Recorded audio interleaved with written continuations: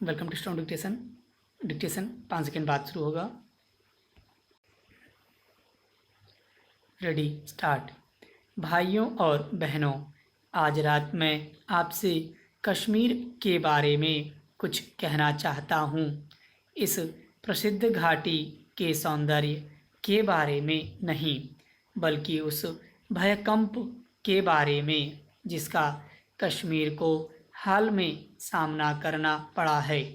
हम लोग बहुत संकट के दिनों से होकर गुजरे हैं और हमें कितने ही महत्वपूर्ण और दूर तक प्रभाव डालने वाले निर्णय करने पड़े हैं। हमने ऐसे निर्णय किए हैं और मैं आपको उनके बारे में बताना चाहता हूँ। पड़ोसी सरकार ने ऐसी भाषा में जो सरकारों की तो क्या बल्कि जिम्मेदार लोगों की भी भाषा नहीं है, भारत सरकार पर यह आरोप लगाया है कि उसने कश्मीर को धोखेबाजी से भारत संघ में सम्मिलित किया है। ऐसी भाषा के प्रयोग से मैं उनकी बराबरी नहीं कर सकता और न ऐसा करने की मेरी इच्छा ही है, क्योंकि मैं एक जिम्मेदार सरकार और जिम्मेदार जनता की तरफ से बोल रहा हूँ। मैं मानता हूँ कि कश्मीर में दंगा और बल प्रयोग हुआ, लेकिन प्रश्न यह है कि इसके लिए जिम्मेदार कौन है। जम्मू और कश्मीर रियासत के बड़े हिस्से बाहरी आक्रमणकारियों द्वारा, जो कि हथियारों और सामान से सुसज्जित हैं, ध्वस्त हो चुके हैं। उन्होंने गांवों को लूटा तथा तबाह किया है। उन्होंने वहां बहुत से निवासियों को तलवार के घाट उतार दिया है। इस सुरम्य और शांत देश में भीषणता का आक्रमण हुआ और श्रीनगर का सुंदर शहर भी नष्ट होते होते बचा। मैं यह सबसे पहले बता देना चाहता हूँ कि कश्मीर के संबंध में हमने हर एक कदम पूरे सोच विचार के बाद और परिणामों को ध्यान में रखते हुए उठाया है, और मुझे विश्वास है कि हमने जो कुछ किया है ठीक किया है।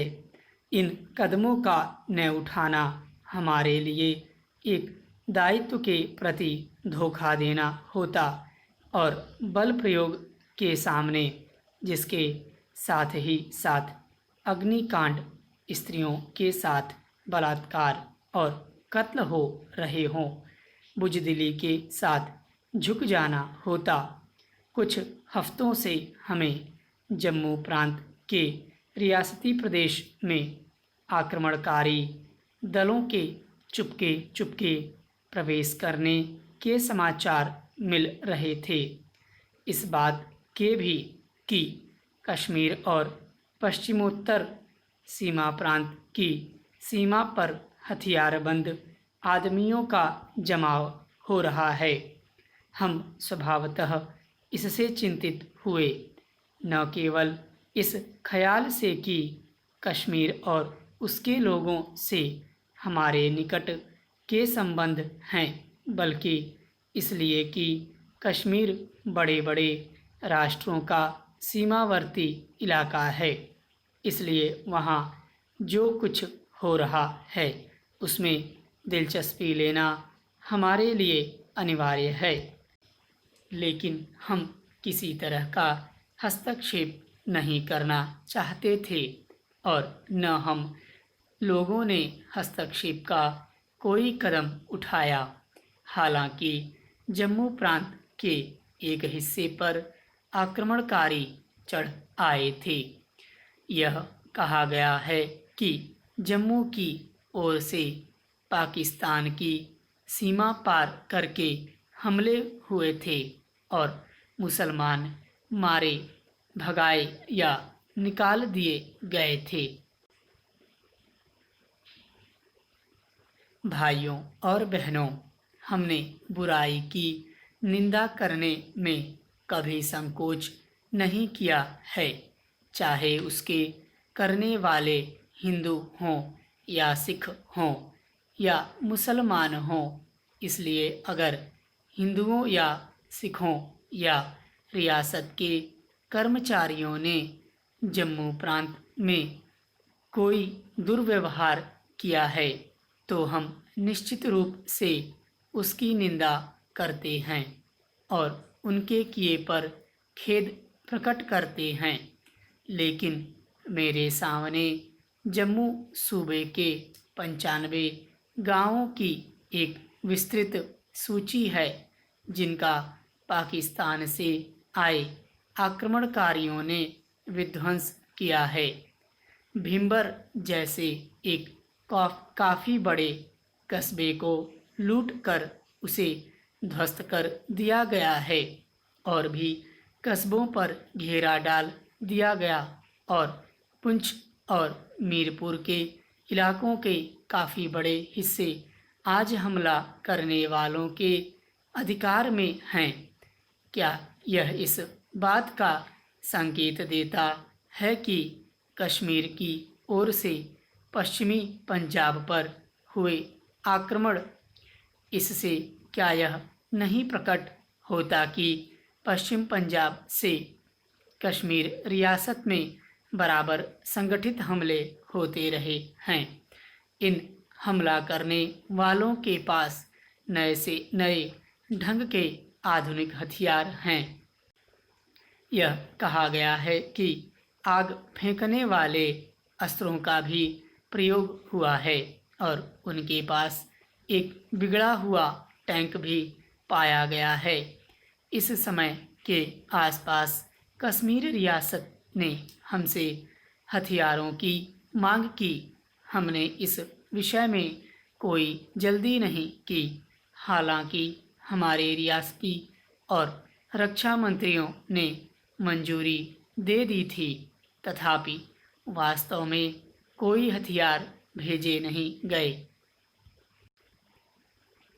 24 अक्टूबर की रात को पहली बार कश्मीर रियासत की ओर से भारत में मिलने की तथा सैनिक सहायता की प्रार्थना की गई। 25 तारीख को हमने रक्षा समिति में इस पर विचार किया, लेकिन सेना भेजने के विषय में इस कार्य की प्रत्यक्ष कठिनाइयों को ध्यान में रखते हुए कोई निर्णय नहीं किया। 26 तारीख को सवेरे हमने इस मामले पर फिर विचार किया। अब तक स्थिति और भी नाजुक हो चुकी थी। धावा करने वालों ने कई कस्बों में लूटमार की थी और महोबा के विशाल बिजली घर को, जहां से सारे कश्मीर में बिजली पहुंचती है, नष्ट कर दिया था। वे घाटी में प्रवेश करने ही वाले थे। श्रीनगर और सारे कश्मीर का भाग्य अधर में था। हमारे पास सहायता मांगने के जरूरी संदेश न केवल महाराज की सरकार की ओर से बल्कि जनता के प्रतिनिधियों की ओर से भी आए। खासकर कश्मीर के उस बड़े नेता और नेशनल कॉन्फ्रेंस के सभापति शेख मोहम्मद अब्दुल्ला के पास से। कश्मीर सरकार और नेशनल कॉन्फ्रेंस दोनों ही ने इस पर जोर दिया कि कश्मीर का भारतीय संघ में प्रवेश हम स्वीकार करें। हमने इस प्रवेश को स्वीकार करने का और हवाई जहाज़ों से सेना भेजने का निश्चय किया, लेकिन हमने एक शर्त लगाई कि इस प्रवेश पर रियासत में शांति और व्यवस्था स्थापित हो जाने के बाद कश्मीर की जनता की राय ली जाए। हमें इस बात की चिंता थी कि हम कोई अंतिम निर्णय न कर लें। स्टॉप।